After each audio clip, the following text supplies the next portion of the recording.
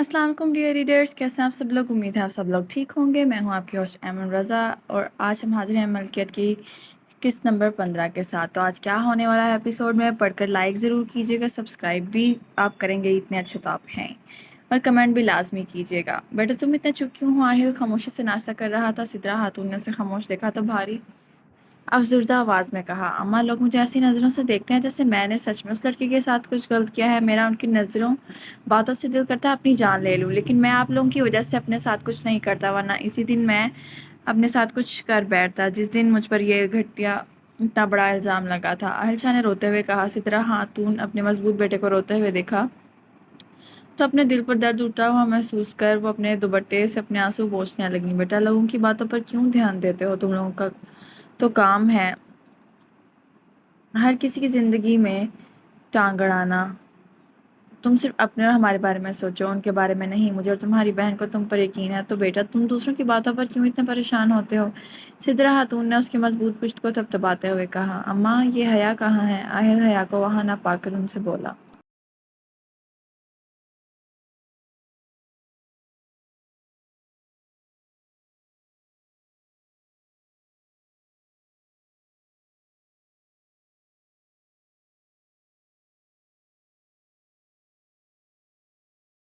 वो बेटा कल रात से ऑफिस के किसी अहम प्रोजेक्ट की वजह से वहीं है। सिद्रा खातून ने मक्खन उसे पकड़ाते हुए कहा। अम्मा हया को बोले इतनी मेहनत ना किया करे, क्योंकि उसे देखकर मुझे अच्छा नहीं लगता है। वो मेरी मदद के लिए दिन रात मेहनत करती है, यह सोच मुझे सोने नहीं देती। आहिल शाह ने अपने खाली हाथों को देखते हुए कहा। बेटा जब तुम डॉक्टर बनोगे ना, तब हम उसकी एक अच्छे से लड़के से शादी करवा देंगे। अभी तुम इस बात को मत सोचो कि तुम्हारी बहन तुम्हारा बोझ हल्का करने के लिए इतनी मेहनत करती है, बल्कि तुम ये सोचो कि तुम्हें डॉक्टर बनकर क्या करना है और क्या नहीं करना है। सिद्रा खातून ने प्यार से उसके गाल पर हाथ रख कर कहा।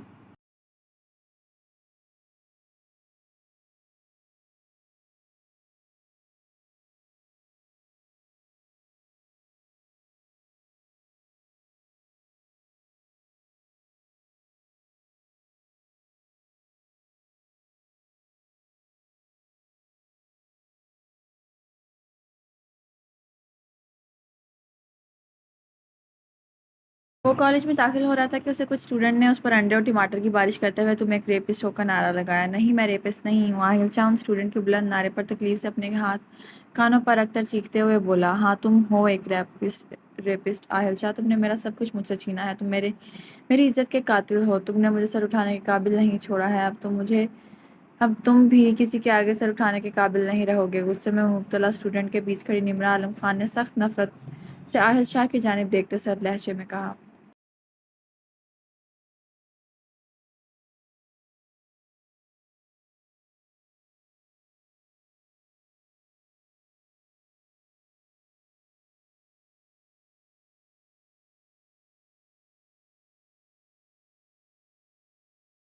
निमरा आलिम खान, मैंने तुम्हारे साथ उस साथ कुछ नहीं किया था। तुम सच्चाई पता करने की बजाय यहाँ खड़ी होकर तुम मेरा तमाशा क्यों बना रही हो? आहिल शाह ने अपनी सुर्ख आंखों को उठाकर उन स्टूडेंट के बीच खड़ी उस लड़की को घूरते हुए कहा, जिसकी वजह से आज बदनाम हुआ था।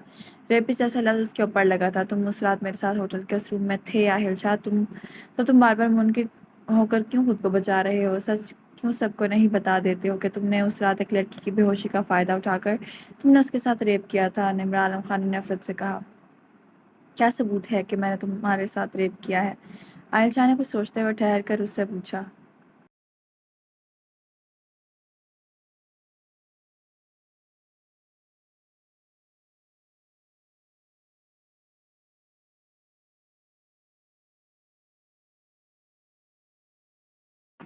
सबूत? तुम मुझसे सबूत मांग रहे हो? तुमने अपनी याददाश्त शायद अपने पकड़े जाने की वजह से खो दी है। भूल गए क्या तुम उस रात तुम मेरे साथ उस रूम में थे? निमरा आलम खान ने सख्त गुस्से में कहा। मुझे इस तरह का सबूत नहीं चाहिए मैडम। आयशा ने बेबाकी से उसके नाजुक सिरापे की जानिब देखते हुए मायनी खरीद से कहा। क्या मतलब? किस तरह का सबूत चाहिए तुम्हें? निमरा आलम हाँ उसकी आंखों को अपने नाजुक सिरापे के एक्सरे लेते हुए देख सटपटाकर बोली।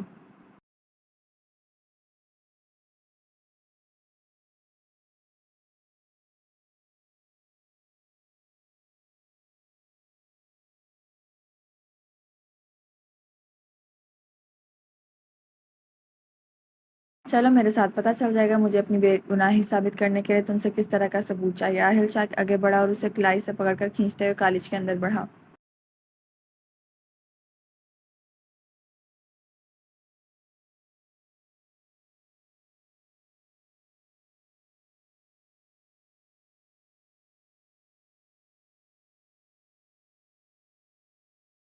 سر آپ میری موت کی خبر میری فیملی تک پہنچا دیں۔ حیاشہ ہاسپٹل کے بستر پر لیٹی اسپاٹ پہ تاثر لہجے میں عائد مرزا سے بولی۔ اس کی بات پہ پتہ نہیں کیوں عائد کو برا لگا۔ مس حیا تم زندہ ہو تو میں کیوں تمہاری جھوٹی موت کی خبر انہیں دوں؟ عائد اپنی جگہ سے اٹھ کر بیٹھ کے قریب آ کر اس کے اوپر جھک کر سرد لہجے میں بولا، اگر میں زندہ ان کے سامنے گئی نا تو سر نہیں اٹھا پاؤں گی۔ سر پلیز آپ انہیں میری جھوٹی موت کی خبر دیں۔ اگر آپ نے میرا یہ آخری اور چھوٹا کام کر دیا تو میں آپ کی شکر گزار رہوں گی۔ حیا روتی ہوئی بولی، مجھے تمہاری شکر گزاری کی کوئی ضرورت نہیں ہے مس حیاشہ، تم ڈسچارج ہو کر سیدھا اپنے گھر جاؤ گی اور ہمیں پھر کب رات کو ملنا ہے وہ میں تمہیں بتا دوں گا۔ فی الحال تمہیں میں 2 دن کی چھٹی دیتا ہوں، اگر تم ان 2 دنوں میں مجھے ٹھیک نہیں ملی تو میں تمہاری جان سچ میں لے لوں گا۔ اس کی گلابی نرم لبوں کو اپنی سخت انگلی سے چھیڑتے ہوئے اس نے سٹ پتھریلے لہجے میں کہا،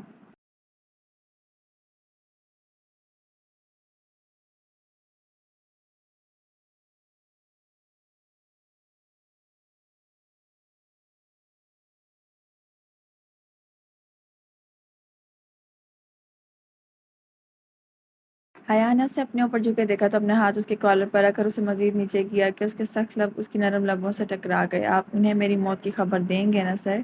تو میں ساری رات بلکہ ہر وقت آپ کے ساتھ رہوں گی اور بستر پر میں آپ کی فرما بردار بن کر آپ کا ساتھ بھی دوں گی۔ بس آپ میری یہ بات مان لیں سر، میں آپ کا یہ احسان ساری زندگی آپ کو خوش کر کے چکا دوں گی۔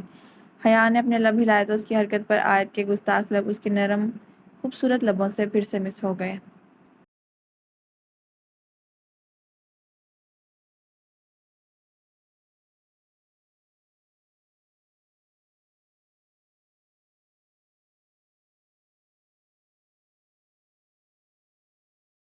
لگتا ہے تمہارا ارادہ اس ہاسپٹل کے بیڈ کو توڑنے کا ہے بیوی۔ عائد مرزا اس کے لبوں کی جسارت پر خود پر قابو کھوتا بے خود ہو کر اسے گردن سے پکڑ کر اس کے اوپر بیڈ پر چڑھتے ہوئے خمار بھری آواز میں بولا، سر اگر آپ میری موت کا ناٹک میری فیملی کے سامنے کریں گے تو میں بغیر لالچ کے آپ کے ساتھ یہ ایک بیوی سمجھ کر کروں گی۔ حیا شاہ اس کے بھاری وجود کے وزن کو اپنے اوپر محسوس کر کے بولتے ہوئے اپنے ہاتھوں سے اس کی شرٹ کے بٹن کھولنے لگی، ڈارلنگ تم ایک ہی رات میں اتنی بولڈ بن گئی، مجھے سخت حیرت ہو رہی ہے اس بات پر کہیں تم نے مجھے اس ڈرامے کے ختم ہونے کے بعد زہر دینے کا پلان تو نہیں بنایا ہے؟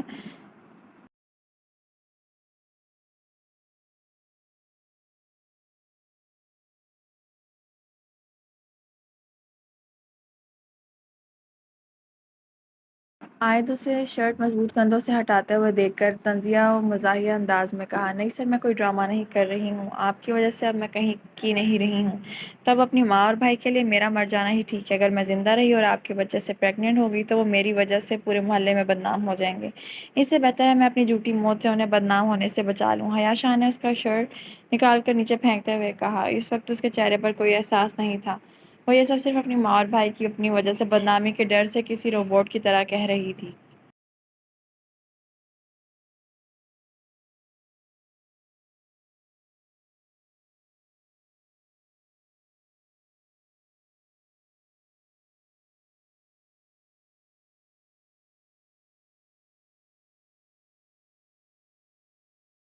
ڈارلنگ اس وقت تو تم نے مجھے بہکا دیا ہے، اس لیے اب میں تم سے یہ بات بعد میں کرتا ہوں، اس وقت میں صرف تمہارے کومل وجود سے باتیں کرنا چاہتا ہوں۔ عائد مرزا آنکھوں میں خماری لیے اس کی آنکھوں میں دیکھتا ہے، گمبھیر لہجے میں کہتا، اس کی نازک گردن پر جھکا اور اپنے دانت رکھ کر وہاں بہت سارے لو بائٹس کرتا پیچھے ہٹا۔ حیا شاہ جو احساس سے آری آنکھوں سے اسے دیکھ رہی تھی اپنی گردن پر اسے جھک کر اپنے دانت کاٹتے ہوئے محسوس کرتی سسک اٹھی، اس کی سسکی عائد کو سریلی دھنوں جیسی لگی۔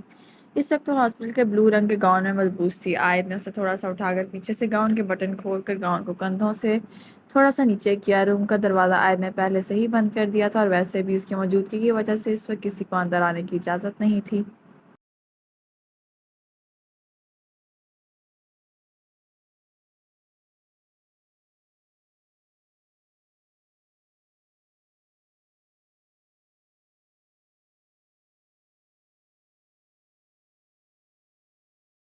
یہ ایک پرائیویٹ ہاسپٹل تھا، یہاں ان جیسے امیر لوگوں کی خوب پرائیویسی کا خیال رکھا جاتا تھا۔ اس وقت عائد مرزا ایک لڑکی کے ساتھ ایک روم میں ایک بستر پر لیٹا ہوا تھا، اسے اس طرح کسی نے دیکھ بھی لیا تو اسے خطرہ نہیں تھا، کیونکہ وہ ایک رئیس زادہ تھا۔ یہ ہاسپٹل بنایا بھی ان جیسے رئیس زادوں کے گناہوں کو چھپانے کے لیے تھا۔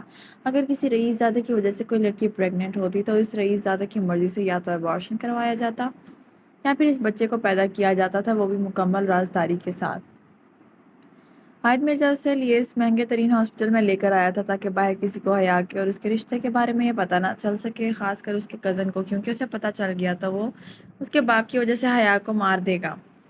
عائد جتنا بھی کمینہ تھا مگر اپنی خاندانی دشمنی کی وجہ سے وہ ایک معصوم لڑکی کو مرتے ہوئے نہیں دیکھ سکتا تھا۔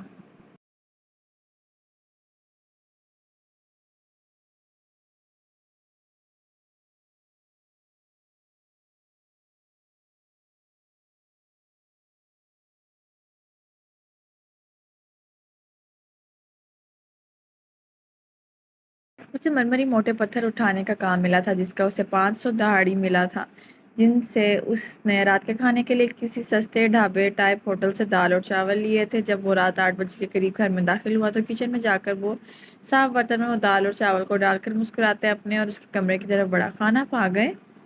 نعمت اسے دیکھ کر خوشی سے بیڈ سے اٹھ کر بھاگتی ہوئی اس کے پسینے سے شرابور ہونے کے باوجود بھی سینے سے لگی اور خوشی سے چہک کر بولی۔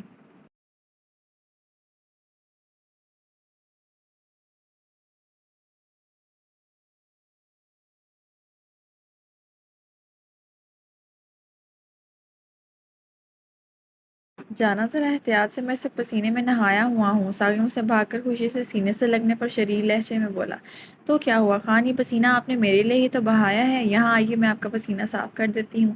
اس کے ہاتھ سے دال اور چاول لیتے ہوئے سامنے چھوٹے سے میز پر رکھ کر اس کا ہاتھ پکڑ کر بیڈ کی جانب لے جاتے ہوئے بولی۔ جانا، ایک دوسرا طریقہ بھی ہے میرا پسینہ صاف کرنے کا۔ ساگم بیڈ پر بیٹھتے ہوئے شرارت سے اسے دیکھتے ہوئے معنی خیز لہجے میں بولا۔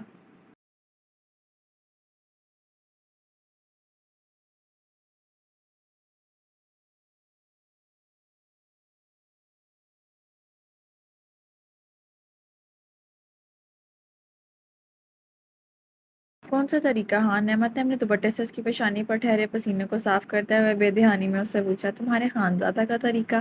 ساگم نے اس کے قریب ہو کر اس کی کان کی لو کو چومتے ہوئے باریک گمبھیر آواز میں کہا۔ خان، آپ بنا کوئی موقع نہیں چھوڑتے مجھے چھیڑنے کا۔ نعمت شرم سے سرخ ہوتی اس کے سینے پر مارتی ہوئی بولی۔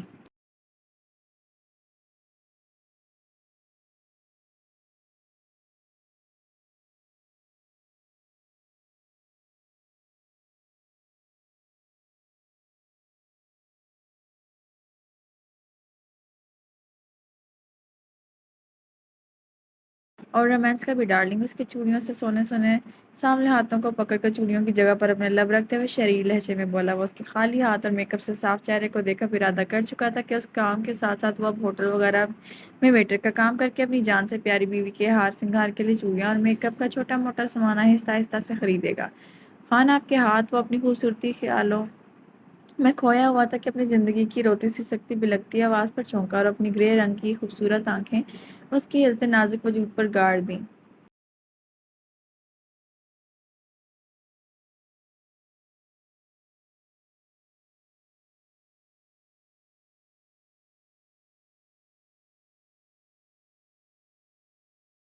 نعمت اس کے ہاتھ میں چھوٹے چھوٹے زخم دیکھ روتی ہوئی ان پر اپنے لرزے لب رکھ رہی تھی۔ ساغر اسے دیوانوں کی طرح اپنے ان زخموں کو چومتے ہوئے دیکھ جھکتے سے اپنے مضبوط چٹانوں جیسے مضبوط سینے سے لگاتے ہوئے چپ کر آنے لگا۔ اس کی ہتھیلیوں اور انگلیوں پر یہ چھوٹے چھوٹے سے زخم اسے وہ موٹے مرمری پتھر اٹھاتے وقت لگے تھے۔ نعم میری جان، پلیز رونا بند کرو، یہ تو معمولی سے زخم ہے، جلد بھر جائیں گے، لیکن یہ جو تمہارے آنسو ہیں نا، جب یہ میرے دل پر گر کر زخم بن جائیں گے تب یہ زخم کبھی بھی نہیں بھریں گے نا جانا، اور تم اچھے سے جانتی ہو دل کے زخم کتنے تکلیف دہ ہوتے ہیں۔ اسے اپنے سینے پر نمی محسوس ہوئی تو وہ تکلیف سے اس کی پشت کو سہلاتے ہوئے بولا۔ کیسے میں نہ روں آپ کے ہاتھ خان، اور آپ کہہ رہے ہیں یہ معمولی زخم ہے؟ آپ کو یہ زخم کیسے لگے خان، مجھے سچ سچ بتائیے، اگر آپ نے مجھ سے جھوٹ بولا تو میں آپ سے ناراض ہو جاؤں گی۔ نعمت نے اپنا سر اس کے سینے سے الگ کرتے ہوئے خفگی سے کہا۔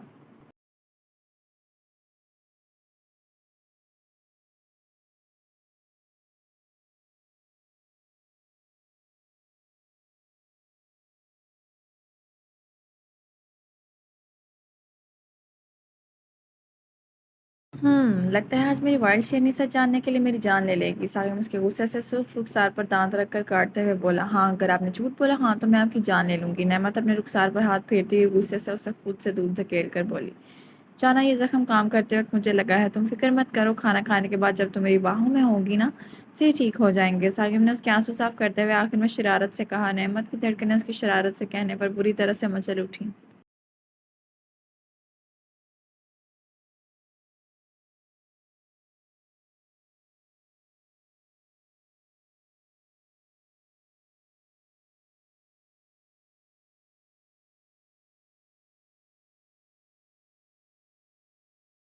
آپ کوئی بھاری کام تو نہیں کر رہے نا ہان؟ نعمت نے اس کے چہرے کو اپنے نازک ہاتھوں کے پیالوں میں بھر کر اس کی گریز سحر انگیز آنکھوں میں دیکھتے ہوئے پوچھا، نہیں جانا، میرا کام گاڑی دھونا ہے اور یہ کام بہت ہی آسان ہے، بس آج میرا ہاتھ ایک گاڑی کے ٹوٹے ہوئے شیشے پر پڑنے کی وجہ سے مجھے چھوٹی سی چوٹ لگی ہے۔ ثاقب نے وہ اس کی مزدوری کا جان کر پریشان نہ ہو اسے ڈر سے اس سے جھوٹ کے بولا۔ آپ سچ کہہ رہے ہیں نا ہان؟ نعمت نے غور سے اس کے چہرے کو دیکھتے ہوئے کہا۔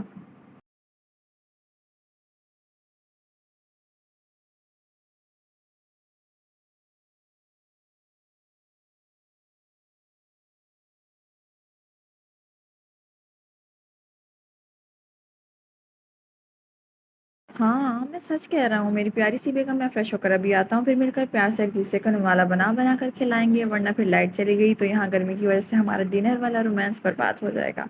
شرارت سے آنکھ وینک کرتا بیڈ پر رکھے اپنے کپڑے اٹھا کر وہ اس کے ماتھے کو چوم کر بول کر باہر جانے کے لیے اپنے قدم دروازے کی جانب اس نے شاور لینے کے لیے بڑھائے۔ اس کا کمرہ چھوٹا ہونے کی وجہ سے واش روم باہر بنا ہوا تھا۔ نعمت اس کی بات پر کنداری چہرے لیے مسکراتے اسے باہر جاتے ہوئے دیکھنے لگی۔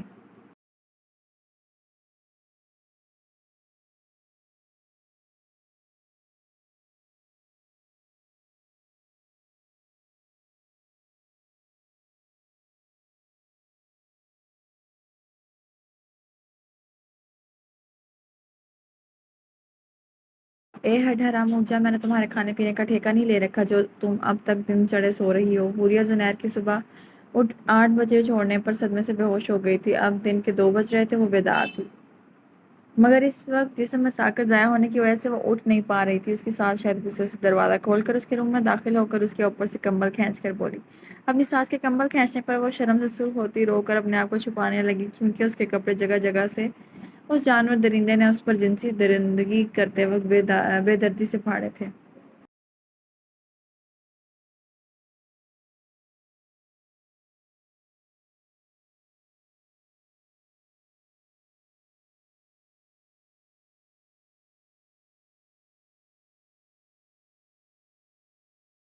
اٹھ جا ہڈ حرام، اب مجھے تمہاری منتیں کرنی پڑیں گی کیا؟ مہارانی اٹھ جا اور اپنے نازک کومل ملائم سفید ہاتھوں سے ہماری خدمت کر، بی بی یہ تمہارے باپ آپ کا گھر نہیں ہے جو تم اس طرح آرام کرو گی اور تمہیں نوکر آ کر اٹھائیں گے، یہ تمہارا سسرال ہے اور ہم تمہارے باپ کی طرح امیر نہیں ہیں جو تمہارے لیے نوکر چاکر رکھیں گے۔ اٹھ جا اور جا کر دوپہر کا کھانا بنا بھی، زنیر آتا ہی ہوگا۔ اس کی ساس اسے اسی طرح لیٹے ہوئے دیکھ غضبناک لہجے میں بولی۔ آپ اندھی ہیں کیا؟ دیکھ نہیں سکتی کہ میری طبیعت نہیں ٹھیک؟ آپ کے اس گھٹیا بیٹے نے میری کیا حالت کی ہے اور آپ چاہتی ہیں میں آپ لوگوں کے لیے اس حالت میں کچن میں کھڑی ہو کر آپ لوگوں کے ٹھونسنے کے لیے کھانا بناؤں؟ آپ نے کیوں مجھے نعمت سمجھ کر رکھا ہوا ہے؟ ہاں، جو پیار کے لیے ہر کسی سے چیز حضوری کرتی ہے، میں اس کی طرح پیار کی بھوکی نہیں ہوں، کیونکہ مجھ سے ہر کوئی پیار کرتا ہے، اس لیے میں کسی کے آگے جی حضوری نہیں کرتی ہوں اور نہ ہی آپ لوگوں کے لیے کروں گی۔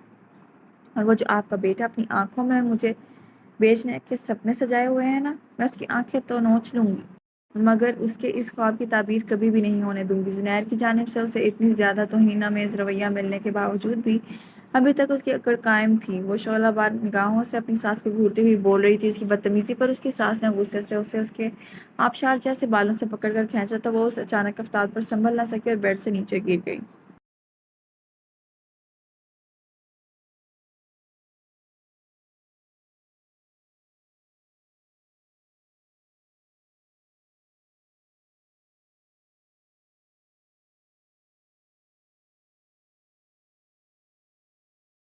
بہت ہی بدلحاظ ہو تم تو لڑکی، بڑوں سے کیسے بات کرتے ہیں؟ کیا تمہاری ماں نے تمہیں نہیں سکھایا ہے؟ اس کی ساس نے اسے سختی سے اس کے ریشمی بالوں سے پکڑ کر نیچے سے اٹھاتے ہوئے کراہیت زدہ لہجے میں پوچھا۔ انہوں نے تو نہیں سکھایا ہے، ہاں، لیکن میں نے خود ایک بات سیکھی ہے کہ آپ جیسے لالچی اور بدتمیز لوگوں کو ہینڈل کیسے کرنا ہے۔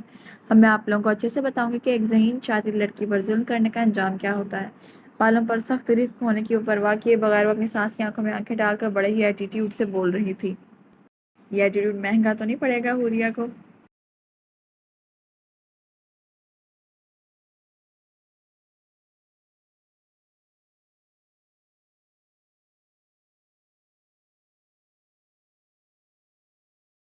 لڑکی، تم بہت بڑی بے وقوف ہو جو خود کو ذہین اور شادر سمجھتی ہو۔ تم اس وقت میرے گھر پر کھڑی ہو کر مجھے دھمکی دے کر بے وقوفی کر چکی ہو۔ اپنی ساس کو ہلکے میں لے کر تم نے بہت بڑی غلطی کر دی ہے۔ میں تمہیں ابھی بتاتی ہوں کہ میں کیا چیز ہوں۔ اس کی ساس نے اسے بالوں سے کھینچتے ہوئے اسے اس کے روم سے باہر نکلی اور اپنا رخ کچن کی جانب بڑھایا۔ میں جانتی ہوں کہ میرا بیٹا تجھے بیچنے سے پہلے 1 ماہ کے لیے تمہیں اس گھر میں رکھ کر تمہارے ساتھ مزے کرنا چاہتا ہے۔ میں بھی اس کی خوشی کی وجہ سے خاموش تھی، مگر تمہاری زبان درازی کی وجہ سے میں نے اب اپنا فیصلہ بدل لیا ہے۔ کچن میں پہنچ کر اس کی ساس نے اس کا ہاتھ مضبوطی سے پکڑا تھا کہ وہ بھاگ نہ سکے۔ سامنے رکھی باسکٹ سے چھری نکال کر اسے دکھاتی بول رہی تھی۔ کیا مطلب؟ میں سمجھی نہیں۔ اپنی آنکھوں سے تھوڑا سا دور اس چھری کو دیکھتے وہ گھبرا کر بولی۔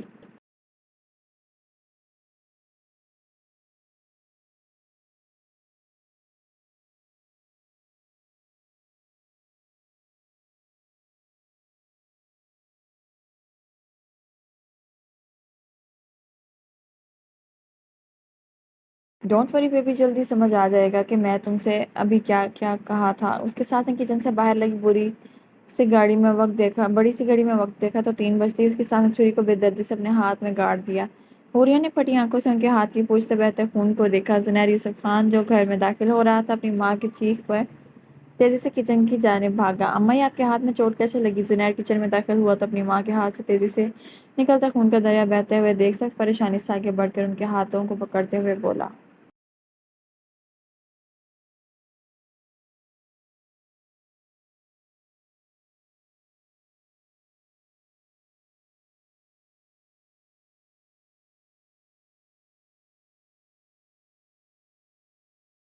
بیٹا، یہ لگی نہیں؟ تمہاری بیوی نے میرے ہاتھ پہ چاقو مارا ہے۔ زنیر کو دیکھتے ہوئے اس کی ماں نے مگرمچھ کے آنسو بہاتے ہوئے کہا۔ نہیں، یہ جھوٹ بول رہی ہیں۔ انہوں نے خود۔ حوریہ جو پھٹی آنکھوں سے اب تک کھڑی اپنی ساس کو دیکھ رہی تھی، ان کے جھوٹ بولنے پر ہڑبڑا کر آگے بڑھتی ہوئی زنیر سے بولنے لگی۔ چٹاخ! زنیر نے اپنی ماں کے ہاتھ سے بہتے خون کو دیکھتے ہوئے آگے بڑھ کر اسے ایک الٹے ہاتھ کا زوردار تھپڑ رسید کیا۔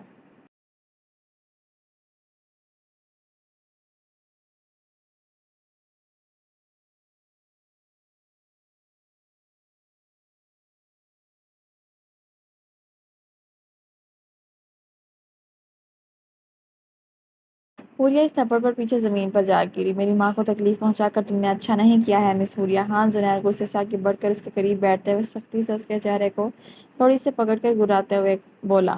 زنیر، یہ جھوٹ بول رہی ہیں۔ میں نے ان کے ہاتھ پر چاقو نہیں مارا ہے۔ تم میرا یقین کرو، سچ کہہ رہی ہوں۔ حوریہ نے اس کے مضبوط ہاتھ کو پکڑتے ہوئے اپنے سرخ نم آنکھوں سے اسے دیکھتے ہوئے کہا۔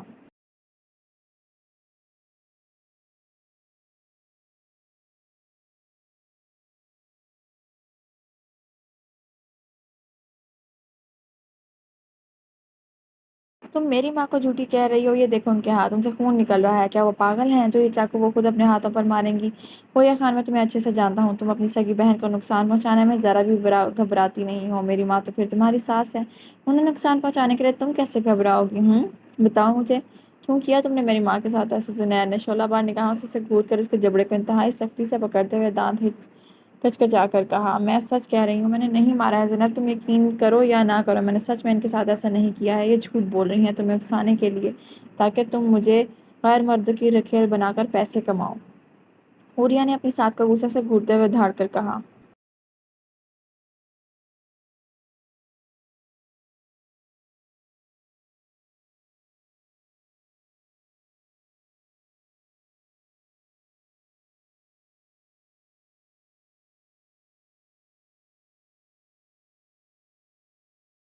چٹاخ! زنیر نے اس کے اکڑ کو دیکھ کر شدید غصے سے پھر سے اس پر ہاتھ اٹھایا۔ تم ایسے اقرار نہیں کرو گی نا؟ شعلے برساتے لہجے میں گھبرا کر زنیر نے کہا۔